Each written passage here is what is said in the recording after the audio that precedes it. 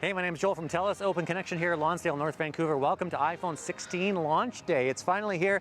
This is a big day for photographers and videographers like myself, people who really love to use cameras. This may be an iterative update for some people, but I beg to differ. 4K 120, extra 48 megapixels on the ultra wide. Let's take a look and see what some of those new features look like.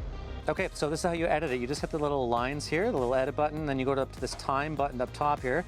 That's going to adjust it. I can do 100%, which is 120 frames, which we film, playback speed, 50% at 60 frames, 25% at 30 frames, or 20% the slowest. So I like to be buttery smooth, slow motion, cinematic. I'm going to find the part that I want to use, and then I can also adjust the slow motion section of that. So you could do like a speed ramp on this as well. Filmmakers know what I'm talking about when I say speed ramps. Hit done, save video, and now we're going to have this beautiful cinematic. The possibilities for this rather are endless. Like, this will look great on people, your kids playing, whatever it happens to be. What's also new, a lot of people don't realize, is the ultra wide camera now has autofocus. I can get so close to this stop sign. I can pretty much see the fingerprints on this thing and snap a photo, and the detail is phenomenal. And I don't have to worry too much about focus because it's been autofocused. As a photographer, it's going to take a little while to get used to for me to using this camera button. I'm so used to swiping from the lock screen over, or finding the camera app itself. But now you just pull it out, hit the camera button, you're ready to shoot.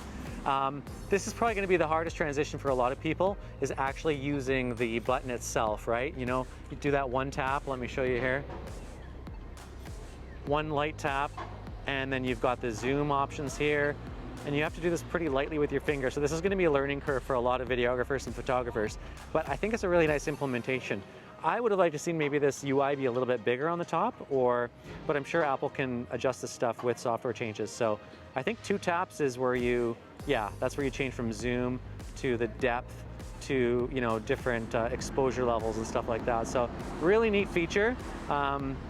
Some people have said it might have been a little bit too much towards the inside and would have been better on the edge, but not a lot of people have used it yet, only a few YouTube reviewers. So this will be really cool to see how this turns out, but very awesome. So this camera, the ultra wide, the 0.5x that we all love to use, be creative with, has been upgraded to 48 megapixels from 12. So not only is the picture quality going to be much higher when you punch in, and let's move over this way a little bit, but you're also having less warping on the corners. That's the way Apple's designed it this year.